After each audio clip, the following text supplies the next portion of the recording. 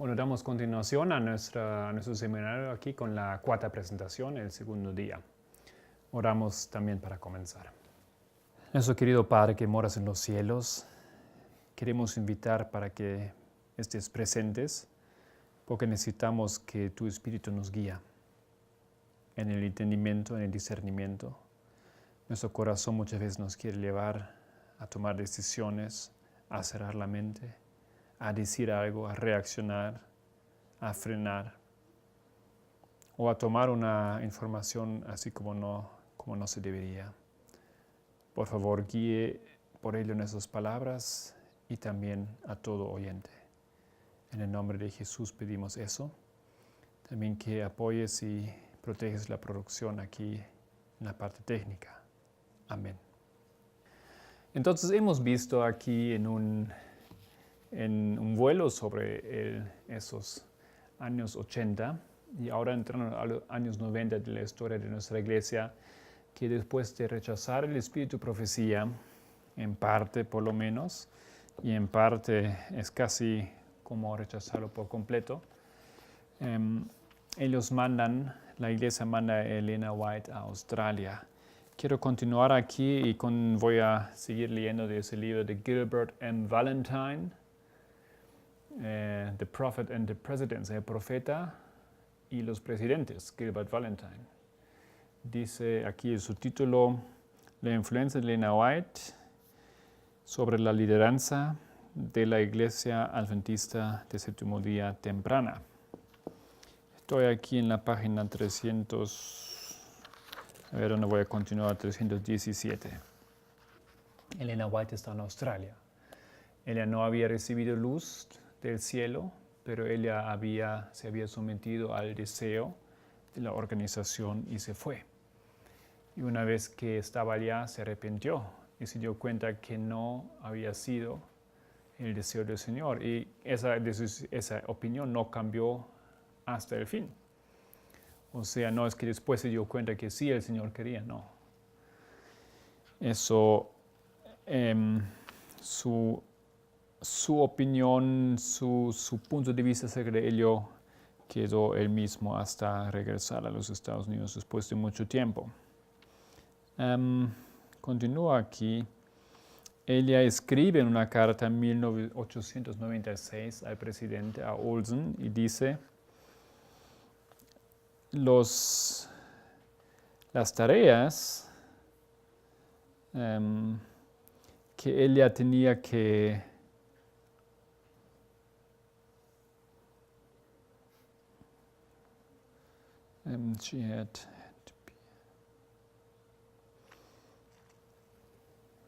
las tareas que ella ahora, estando sola ahí en Australia, que tenía que cargar solita, básicamente, y que en realidad otros deberían haber compartido con ella, según ella, casi me costaron a mi vida.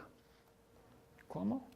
O sea, en esa situación que ella fue colocada, ella entró en circunstancias que casi costaron la vida de ella. Creo que aquí aconteció algo que nosotros no estábamos conscientes de eso, la iglesia no estaba consciente de eso tal vez, pero le han puesto en una situación que es similar a momentos en la vida de Jesús, donde Satanás trabajó para quitarle la vida, para empujarle de la montaña, para que la gente le tira piedras. Así las circunstancias tan graves que le tenía casi costaron la vida de ella, y eso no es una broma, eso era la realidad. 1896 ella estaba plenamente seguro que el Señor no había querido que ella y su hijo, que el Señor quería que ella, su hijo y su equipo en realidad deberían haber quedado en América. Era necesario, urgente que nosotros estuviésemos allá. Y la situación espiritual o la percepción espiritual discernió la situación correctamente. No, si ella habla a Olson, al presidente, si su discernimiento hubiese sido espiritualmente bien, entonces te hubieses dado cuenta que nosotros nunca deberíamos usted nunca debería haber apoyado a esa idea de mandarla a Australia. Ella reprocha al presidente de la conferencia. Dice que él no había visto bien cómo eran las cosas espiritualmente y él apoyó una decisión que no debería haber hecho. También ella dice que ella se dio cuenta que había que había muchas ganas, ¿ya? Una inclinación muy, muy, muy positiva de parte de los líderes de la iglesia que ella se iba. Eso quedó también clara a ella. También, especialmente de aquellos que ya estaban cansados de escuchar los testimonios de ella. Y muchos sintieron ¿cómo se dice cuando yo? A relief. They felt a relief. ¿Cómo se dice? A relief. They felt a relief. Ellos se sintieron, bueno, no sé. Una vida feliz. No, they felt, no, eso es también, they were relieved when she left. Ellos estaban, se libraron cuando ya se fue por fin, ¿no es cierto? Entonces se sentían libres finalmente cuando ella había ido. Ella percibió eso en la iglesia, especialmente aquí en los líderes de la iglesia. Después ella le habla directamente a él. Algo así también se dio cuenta que habían hecho con Waggoner.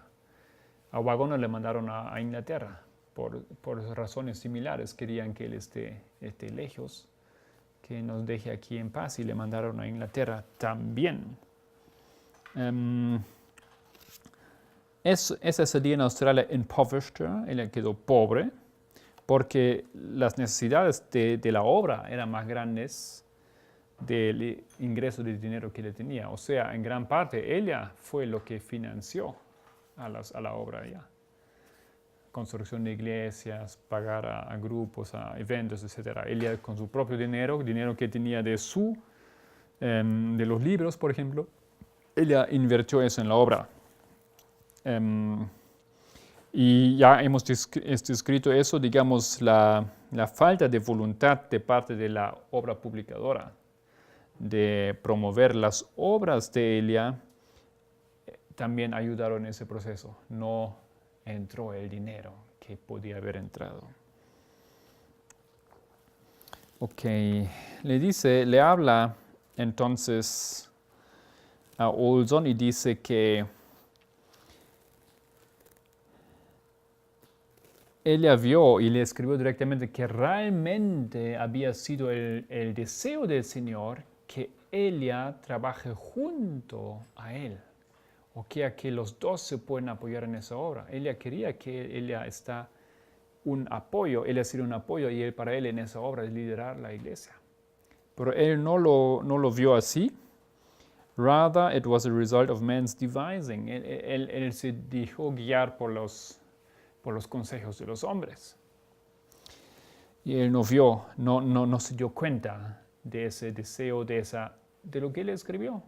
Y fíjense, un profeta te escribe, tú lees en la Biblia, nosotros leemos, ¿cómo puede ser que los reyes no rechazan esas amonestaciones tan claras de los profetas? Parecen realmente tontos.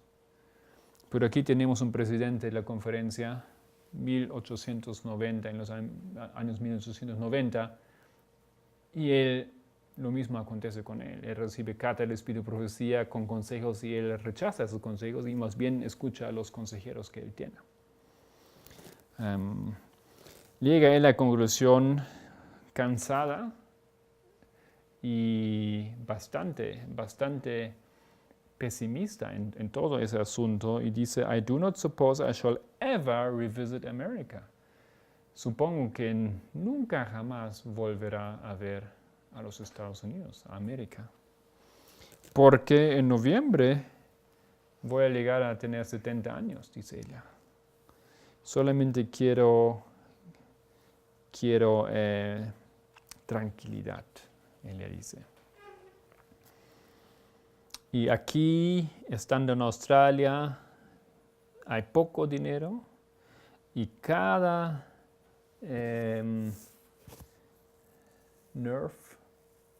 nervio, cada músculo es, digamos, usado al máximo en esa obra aquí. Una señora de 70 años. Fíjense, cada músculo al máximo. ¿A dónde va el destino del futuro? Ningún hombre puede saber. Y aquí tenemos entonces eso, lo que ella dijo. Y vamos a leer una vez más, digamos, su resumen o su punto de vista acerca de la lideranza. Estamos en la página 309 aquí, yendo un poco para atrás.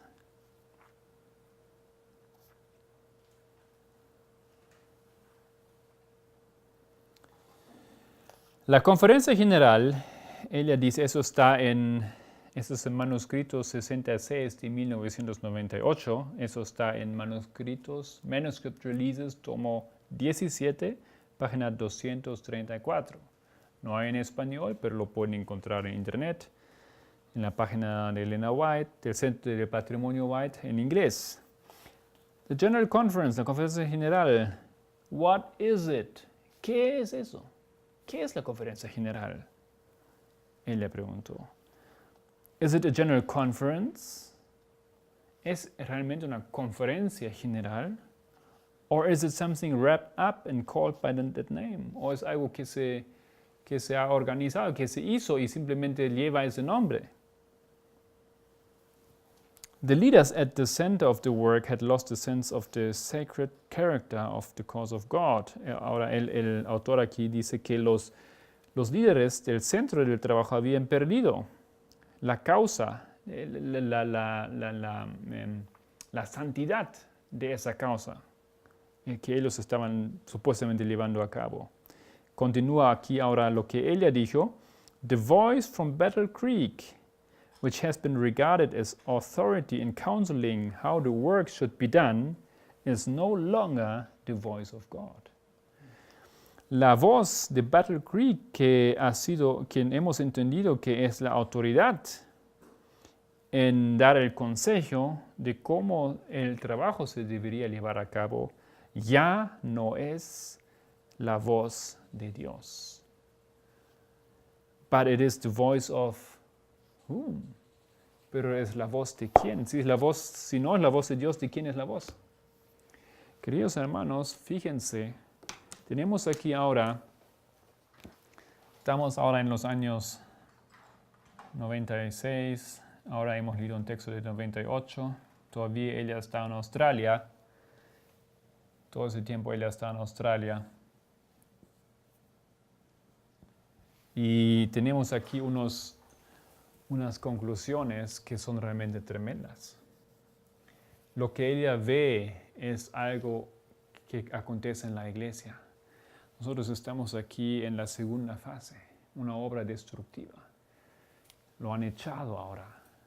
Primeramente han hecho las medidas teológicas o intelectuales y ahora han tomado medidas físicas. Le han mandado al profeta a lo más lejos posible, al otro lado del mundo, a una isla. ¿No es cierto? Australia es una isla. Continente es, pero es una gran isla en realidad. Muy aislado de cualquier otro terreno, de cualquier otro continente. Y llega aquí el profeta a la conclusión que la voz de la conferencia general ya no es la voz de Dios. Lo que habíamos entendido, lo que habíamos supuesto que Dios habla a través de la conferencia general, a través del presidente, dice él claramente ya no es. No podemos confiar en él o en esa institución. Eso es la realidad, eso es lo que ella vivió, eso es que ella experimentó y esa es la conclusión a la cual llega después de ese tiempo en el cual ella tenía que estar allá. Claramente, muy claro ese comentario de ella. Claro, Valentine lo pone aquí, digamos, en ese contexto, eso como era una reacción, un punto de vista muy pesimista por la circunstancia y por esa decisión que no era tal vez tan buena, pero lo que ella dice para mí son palabras inspiradas. Y ella, tal vez como persona no entendiendo todo lo que ella estaba diciendo, en su profundidad tampoco así como Daniel había entendido todo, pero las cosas que ella dice aquí tienen un nivel más profundo y tienen, nosotros entendemos como que hay más verdad en ello. Cuando vemos esa historia vemos que lo que ella dijo no era una reacción a las circunstancias, no era porque ella se sentía tan mala ya con su edad y porque era tan grave el trabajo. No, lo que ella dijo aquí es resultado de una obra, es consecuencia de una historia en la iglesia. Ese texto es en el 8088 Materiales de 1888, página 1577.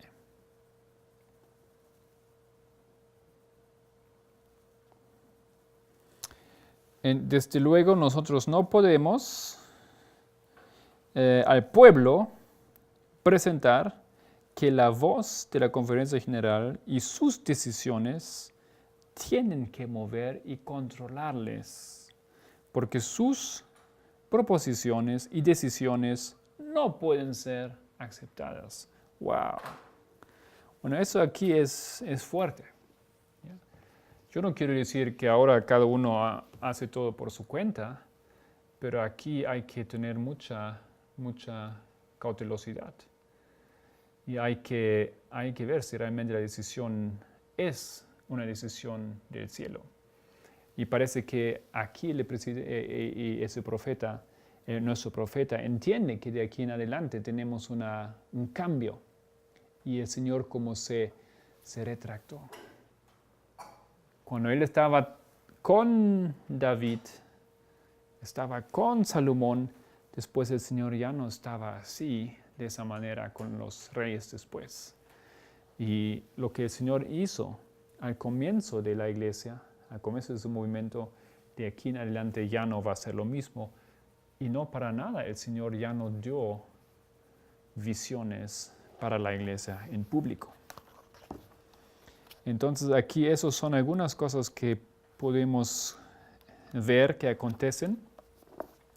En nuestro papelito estamos en la página 5. He colocado aquí 1897 como la siguiente fecha, 1899. Hay 2 conferencias generales. Elena White no quiere participar.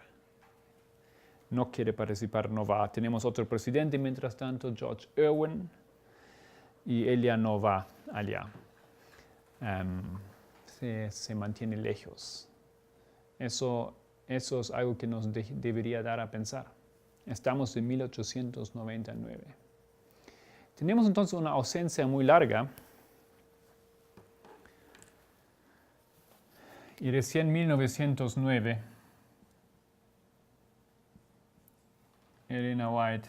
en 1900, Elena White regresa de Australia. Ella ha estado ausente casi 10 años. Fíjense lo que son 10 años. Y el siguiente año, 1901, hay una conferencia general.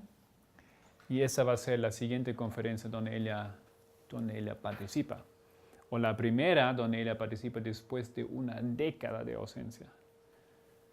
Traten de imaginarse eso. Si nosotros tuviésemos un profeta hoy en día entre nosotros, está presente en las conferencias, da unos consejos, da luz, da un testimonio, tiene visiones que lo puede compartir con nuestro pueblo.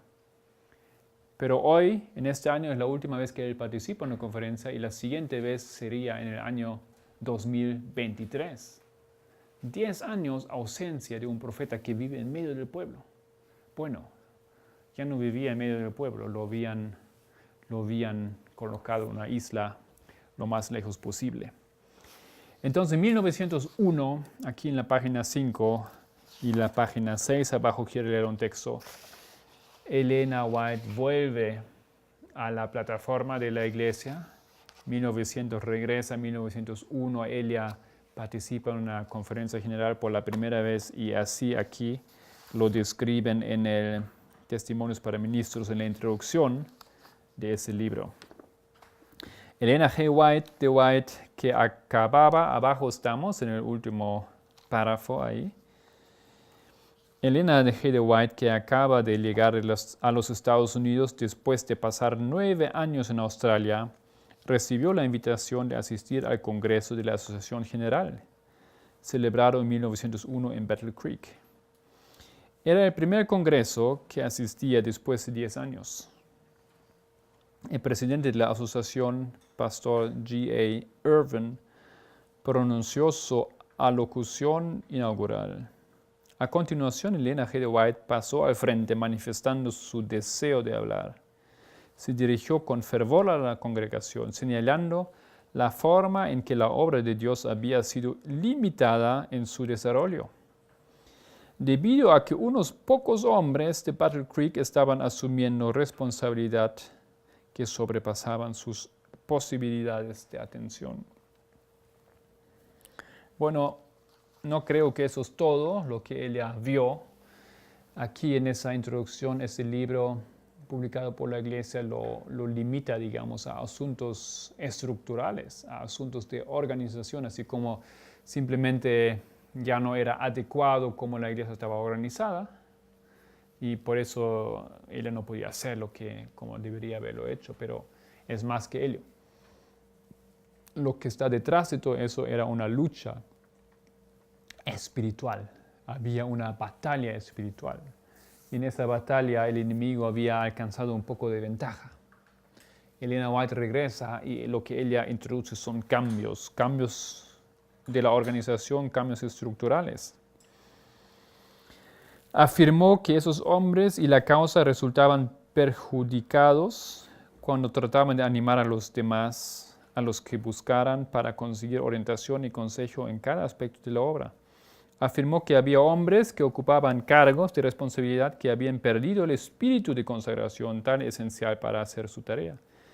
En esa reunión exclamó, lo que necesitamos ahora es reorganización. Necesitamos comenzar desde el fundamento y edificar sobre un principio diferente. Lo que ocurrió en las siguientes 3 semanas es una historia emocionante, se aceptó el mensaje, así lo dicen y básicamente sí, ustedes pueden leer aquí los textos que he colocado, se han hecho varios cambios de la estructura. Unos realmente pocos hombres estaban ahí en las oficinas de Battle Creek y estaban guiando las decisiones de toda la iglesia, el dinero, manejando todo. Y ahora había cientos de personas, realmente una estructura, una organización más amplia, reorganización de varias actividades de la iglesia, etcétera, etcétera, que se llevaron a cabo inmediatamente. 1901, entonces, es un año interesante para nuestra iglesia, es un año de como un nuevo comienzo. Y ese nuevo comienzo tiene que ver con la reestructuración de la organización de nuestra iglesia. Pero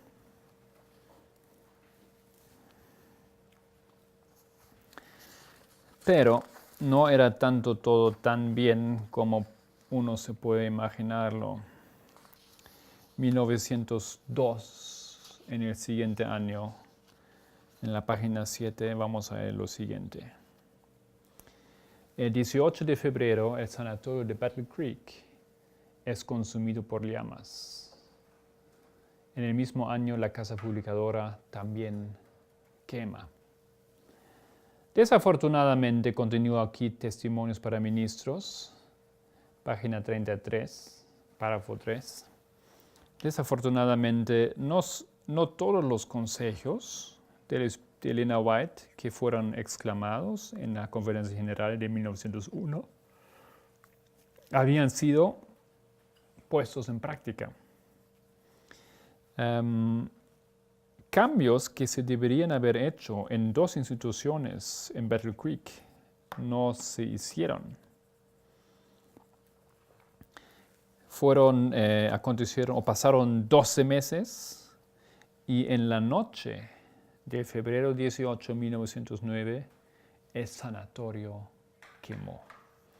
Bueno, el sanatorio, ustedes tienen que imaginarse, era una institución de orgullo de la iglesia. Era liderado por John Harvey Kellogg, el médico, y esa institución era así como algo para mostrar, así como hoy en día, similar también, todavía, las instituciones ahí en Loma Linda son instituciones que nosotros con orgullo presentamos al mundo, ¿no es cierto? Nuestros centros de medicina, los avances que se han hecho, así, los logros que ahí se han visto, etcétera, etcétera. Pero aquí entonces Elena White había propuesto unos cambios y no se hicieron. ¿Y qué pasó? 12 meses después cayó fuego del cielo y se quemó, se consumió todo el edificio. ¿Recuerda a ustedes esa historia, otra historia? Tenemos en la Biblia otra historia donde hay un aviso y 12 meses después, cuando no se escucha el aviso, Dios lleva a cabo su juicio. Os invito a que abren conmigo Daniel, capítulo 4. Es el sueño, ¿no es cierto?, de Nabucodonosor, donde él ve al árbol y Daniel le explica que él mismo era el árbol y que el árbol iba a caer, ese gran árbol, y que él iba a andar como un animal entre las bestias del campo. Y en Nabucodonosor escucha esa amonestación, Daniel le da un consejo que debería cambiar su vida, que debería ponerse más humilde, apoyar a los pobres, etc. Dice en el versículo 28 del capítulo 4 de Daniel: todo esto vino sobre el rey Nabucodonosor. Al cabo de 12 meses, paseando en el palacio real de Babilonia, habló el rey y dijo: ¿no es esta la gran Babilonia que yo edifiqué para casa real con la fuerza de mi poder y para la gloria de mi majestad? Aún estaba la palabra en la boca del rey cuando vino una voz del cielo: a ti se te dice, rey Nabucodonosor, el reino ha sido quitado de ti. Tenemos aquí un esquema, ¿no es cierto? Eso no es casualidad. Dios avisa. Eso es su amor. Dios avisa, le da tiempo. Pero el ser humano, cuando no quiere escuchar, consume el tiempo y después de un año es mucho tiempo, cayeron las llamas de fuego sobre ese sanatorio. Y aún después no quieren escuchar ahí el consejo y Kellogg otra vez lo reedifica ese edificio según su voluntad. Elena White da otros consejos, él no las escucha y ahí vamos a entrar en la crisis de Kellogg. Eso es el siguiente tema que aquí tenemos en el papel. Tiene que ver con eso. Kellogg, por supuesto, todo el mundo conoce porque se conocen los copitos de maíz, ¿no es cierto? Esas copitas de maíz, ¿no?, que hay en todo el mundo, es de Kellogg. En realidad, esos copitas de maíz eran un invento o un producto del hermano de él. Eran dos hermanos y ellos se pelearon en algún momento y uno empezó a vender unos productos y otro empezó y... Bueno, había ahí una discusión en ese tiempo. Pero esos dos hermanos, ¿no es cierto? El hermano de ese Kellogg aquí, del doctor famoso, produjo esos copitas de maíz. Y esa firma que tenemos en ese paquete en rojo, ¿no? Kellogg, así se ve la firma también de ese Kellogg. Aquí, de John Kellogg. Se ve igual su firma. Bueno, ese hombre entonces que ha sido un gran médico, él tiene que ver con esa historia. Ya vamos a pasar a esa problemática enseguida.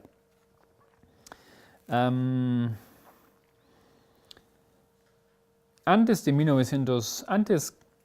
llegar al año 1902, before 1902 passed, dice aquí en el texto, la casa publicadora también quedó en ceniza. Esa gran pérdida de propiedad denominacional se reconoció como un juicio de Dios. Porque el hombre porque el hombre había fallado al consejo que había recibido. Habían la amonestación, pero había pasado sin que nadie le diese atención a esa amonestación. Dios entonces había hablado de una manera como nadie lo podía, para que nadie lo malinterprete. Todos lo entendían, ahora era obvio.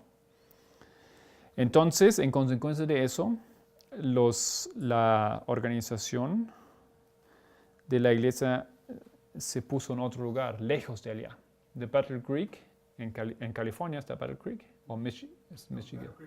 Michigan, yeah. De ahí se puso a Washington, D.C. Entonces, recién después de quemar esos edificios, se llevaron a cabo los cambios. La casa publicadora también se reconstruyó ahí en la capital de los Estados Unidos. Y bueno, el sanatorio también fue reconstruido en Battle Creek, pero desafortunadamente se alejó, digamos, ¿no? El propósito de ese sanatorio se alejó de la iglesia por completo y dejó de ser parte de la iglesia, digamos, porque tenía que ver con Kellogg y Kellogg salió de la iglesia. Muy bien.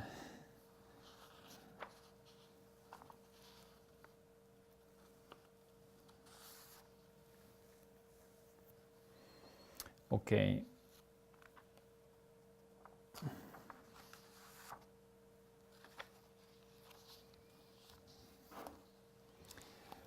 problema aquí con esas instituciones era que no llevaron a cabo el trabajo como Dios quería. Y el consejo de Espíritu de Profecía, fíjense, por esas dudas que se habían sembrado, el pueblo ya no escuchaba. Había un consejo. Algunas cosas se hicieron, otras no. Quedó clara entonces la voz del Señor, que Él estaba con ese profeta. ¿Qué más debería pasar para que un pueblo escuche lo que un profeta dice? Pero hoy en día no estamos mejor. Más lejos aún, a pesar de todas esas amonestaciones. Me imagino que hay muchos adventistas que entienden esos incidentes como accidentes, que no tienen nada que ver con un castigo del Señor. Estamos dispuestos a aceptar esas cosas hoy en día, así como si hubiesen sido un mero accidente, un fuego nada más, que puede acontecer en cualquier lugar.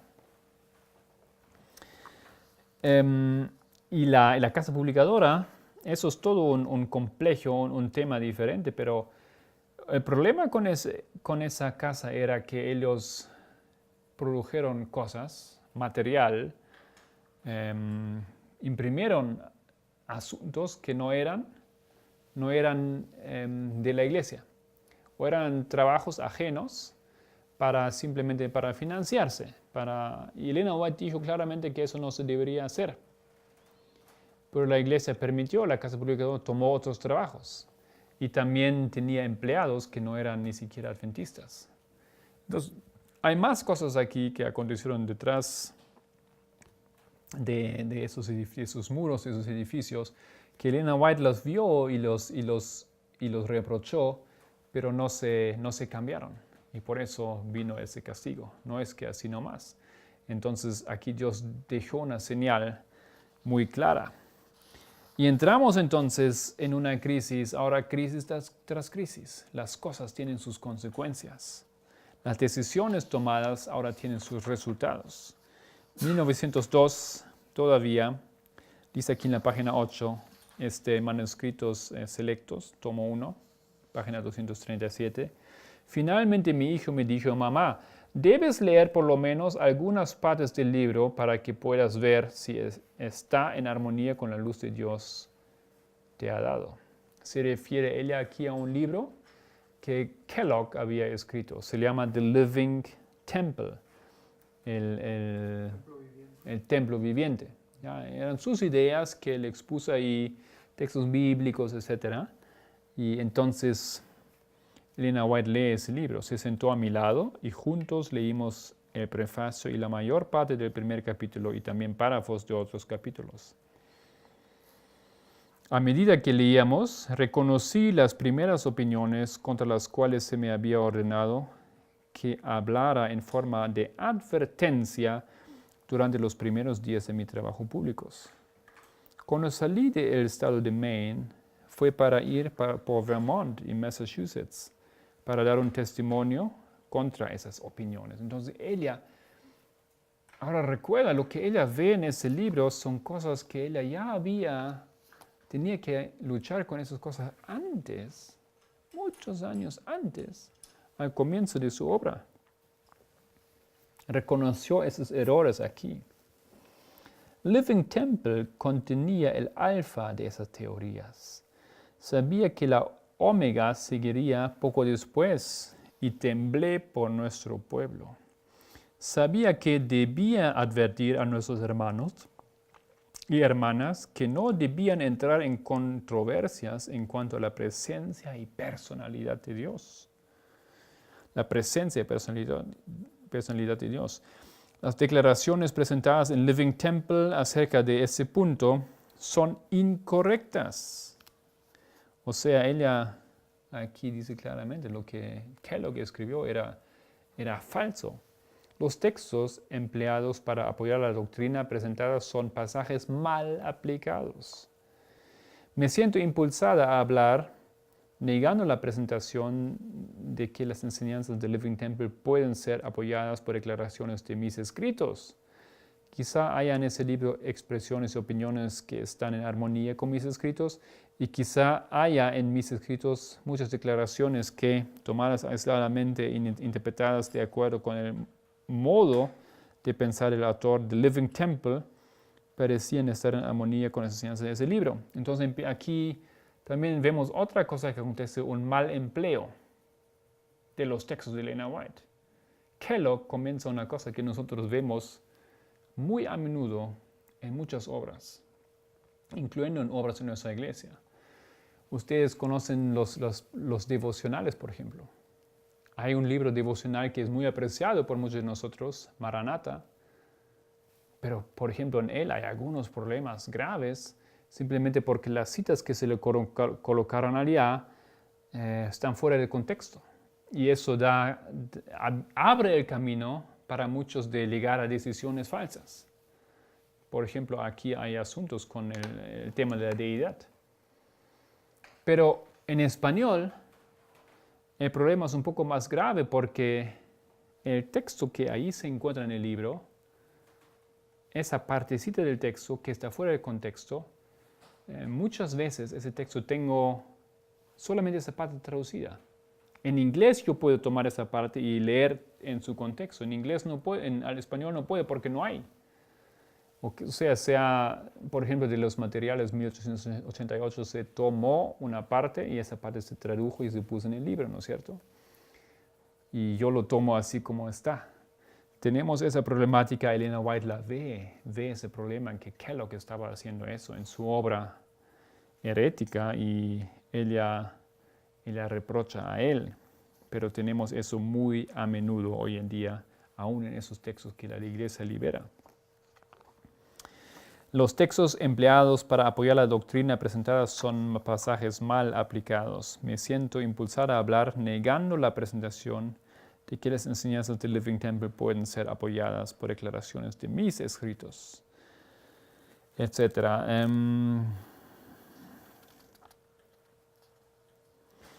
Siguiente párrafo. Pocos pueden discernir el resultado de fomentar las falsedades defendidas por algunos en ese tiempo.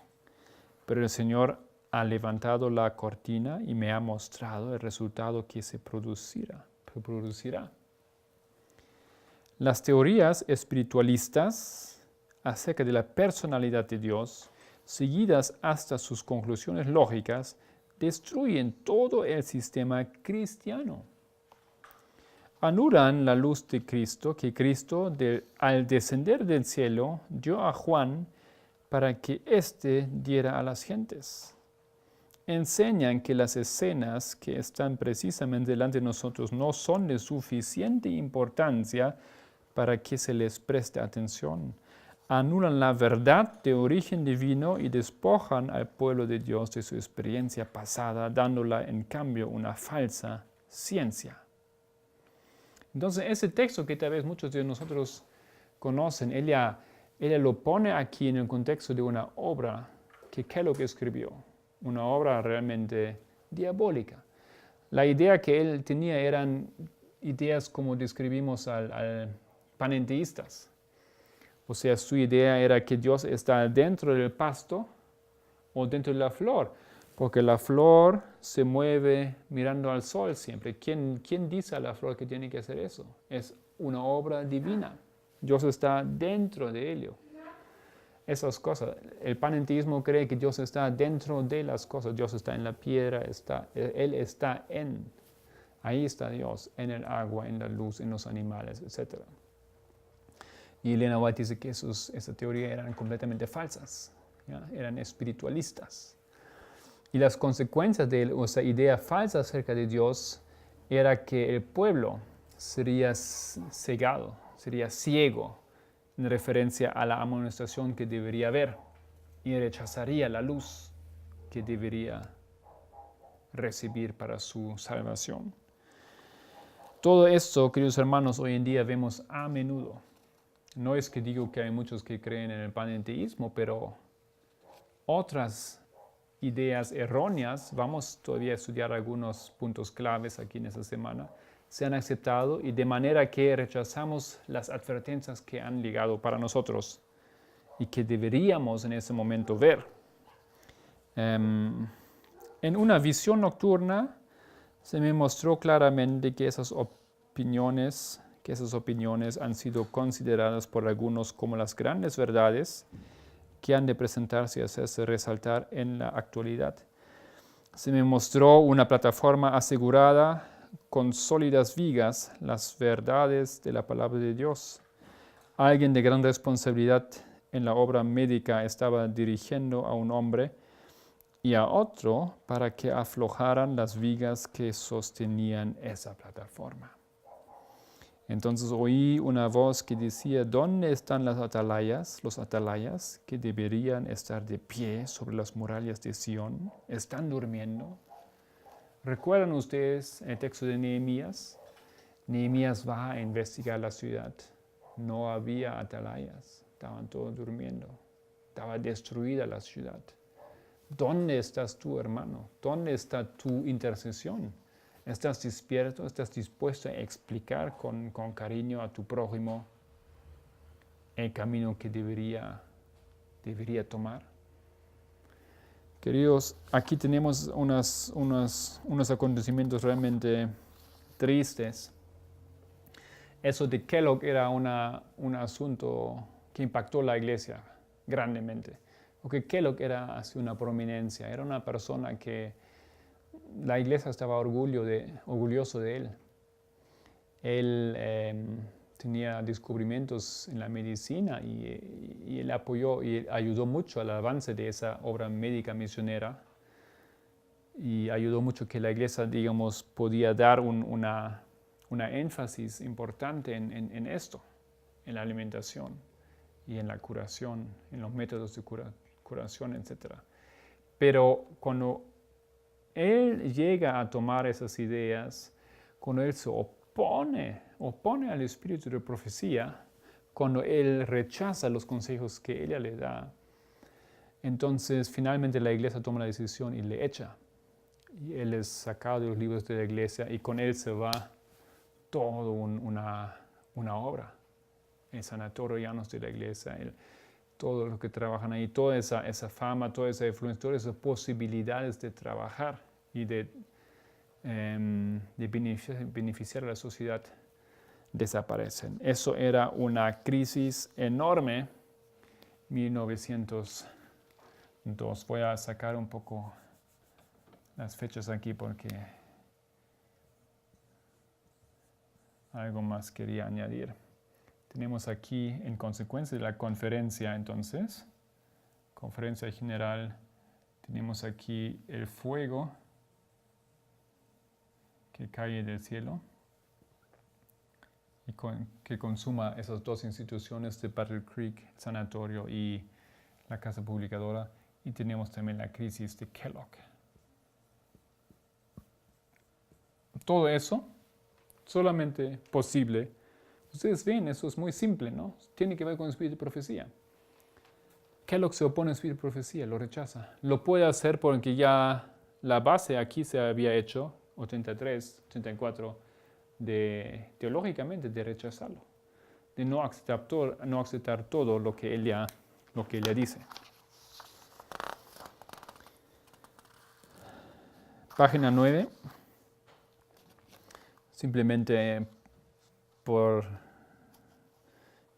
como información he colocado aquí esto. Roma declara en 1908, Roma declara que los Estados Unidos ya no son país de misión, ya no son un país donde ellos iban a hacer obra misionera, ya no es un país que ellos tenían que misionar, pero que era una nación cristiana romana católica. ¿Qué es eso? 1908. Eso declara Roma. Ellos consideran a los Estados Unidos básicamente conquistado en ese momento. Sabemos que la conquista de la cual habla la Biblia, la conquista final de los Estados Unidos, de la tierra gloriosa, explicada en los últimos versículos del capítulo 11 de Daniel, es algo que acontecerá en el futuro cuando los Estados Unidos darán la ley dominical. Pero que aquí pasa, está en conexión con ello. Tiene que haber un sistema, una preparación para ello. Y yo sé que ahora todo el mundo está en expectativas si el obispo de Nueva York va a ser el siguiente, ¿no es cierto? ¿No? Va a ser el siguiente papa. Tal vez puede ser eso. Tiene que ver todo con esa historia. 1900.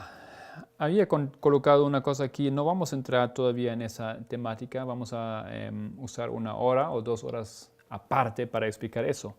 Pero en 1908, 1909, 1910, la iglesia también entra en un tema que es la controversia del continuo.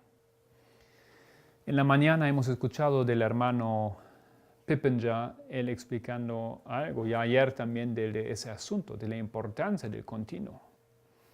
El continuo es un asunto que aquí está manifestado en ese diagrama, 508, el comienzo, ya cuando es quitado el continuo. Aquí también lo dice claramente, el dominio pagano o el continuo han sido quitados, Daniel 11:31 en 508. El hermano Pippenger esta mañana explicó por qué ese asunto no es un asunto menor. ¿Ya? Entiendo que el adventista normalmente, aunque tenga interés en la Biblia, aunque tenga interés en profecía, dice que, ¿por qué debo entender yo eso? No me parece un asunto de gran importancia, no me parece un asunto que es importante para la salvación, lo puedo dejar a un lado. Pero querido hermano, no es así. Es un asunto clave, es un asunto crucial. Tenemos que entender, porque esto es parte, bíblicamente lo vamos a defender, es parte de la lucha y de los eventos de la generación final. Tenemos que entender eso. Aquí Satanás ha metido fuerte su inteligencia para modificar y para cambiar nuestra interpretación de esos versículos donde aparecen. Entonces vamos a dedicar un tiempo extra a eso porque es parte de esa historia.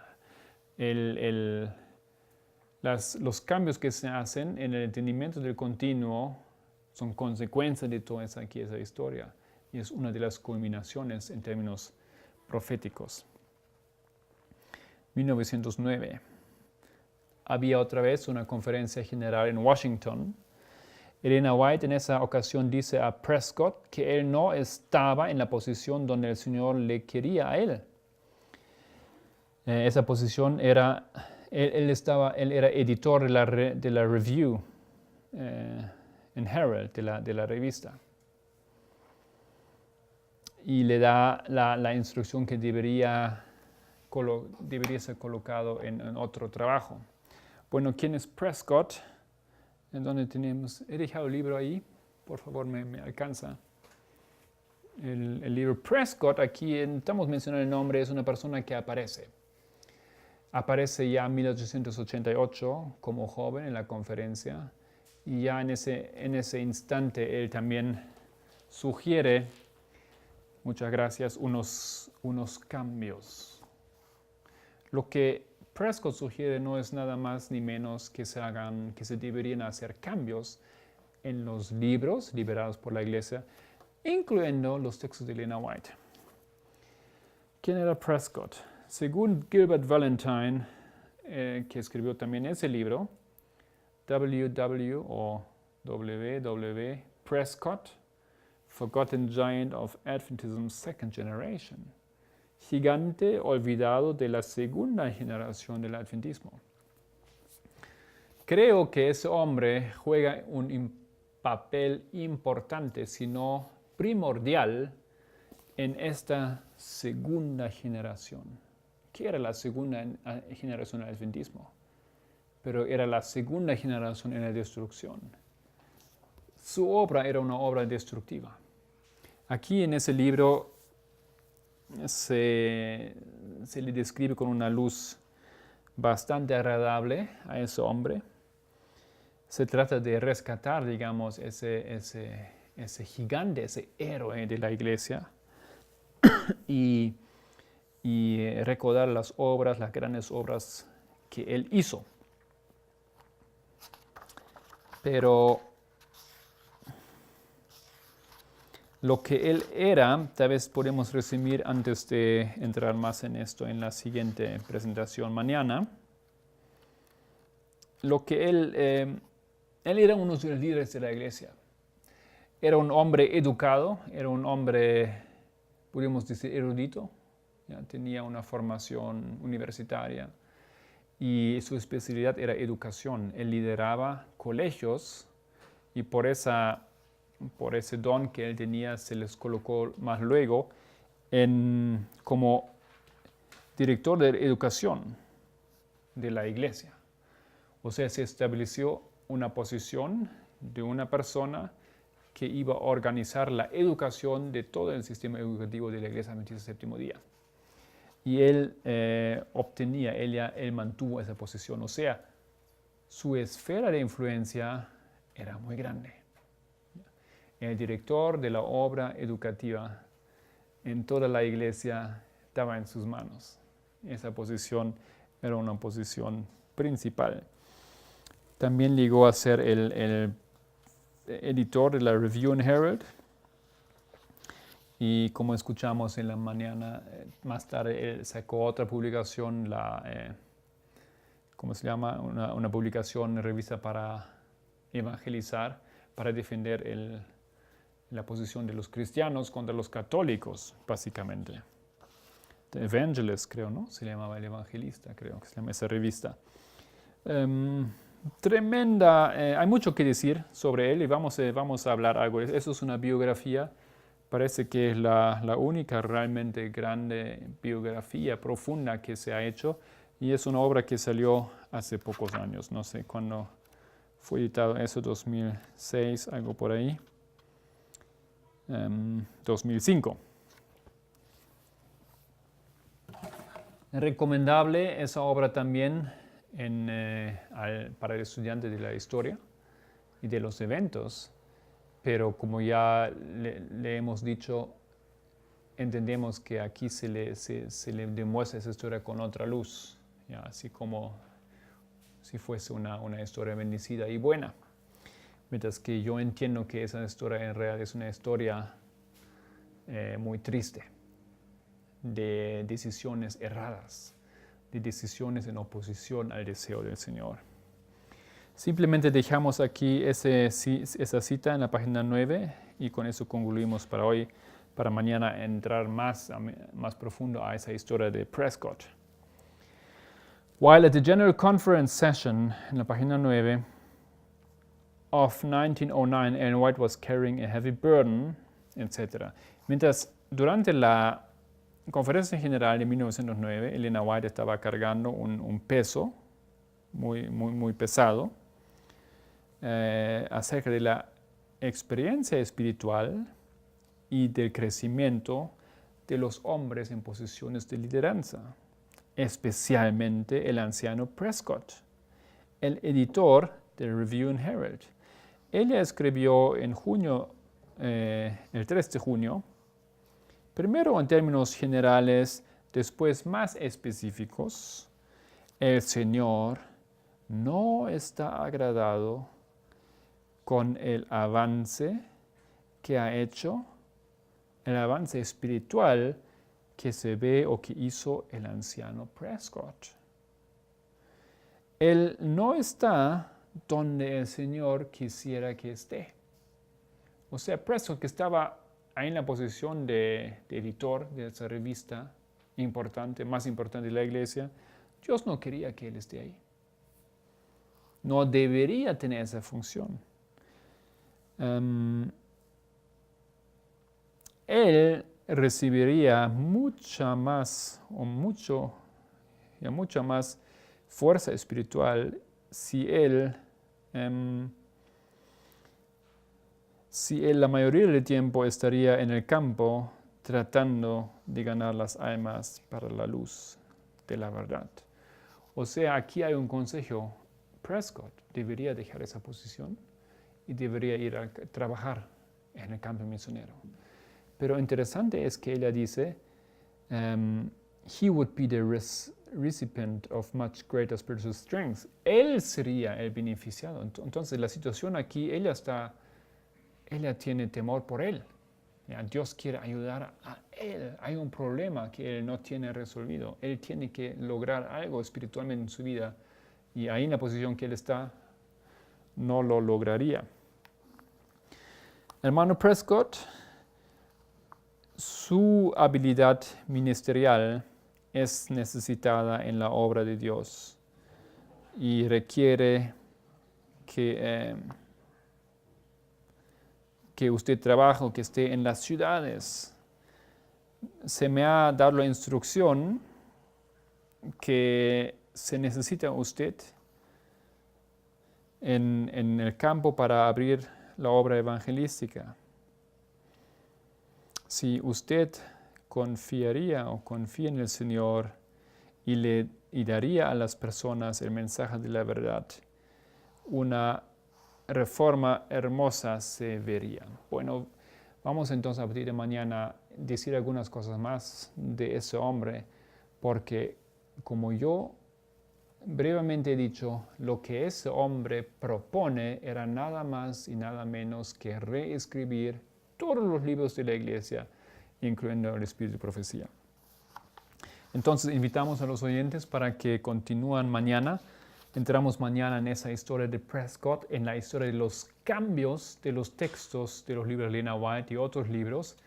Esos son ahora cosas que acontecen a partir de ese momento. Hay duda hoy en día sobre muchos textos, hay traducciones que no parecen buenas, etcétera, etcétera. Hay muchos libros que no han sido traducidos y esa historia tiene que ver con eso. Vamos a decir algunas cosas acerca de ello. Entonces, que tengan una tarde muy bendecida. Dios mediante, hasta mañana. Cerramos con una oración.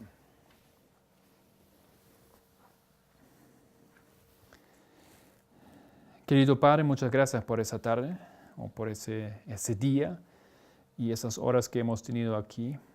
Bendiga a todo aquel que está interesado en la verdad, que tiene un corazón abierto para las informaciones que en muchos casos no hemos escuchado nunca.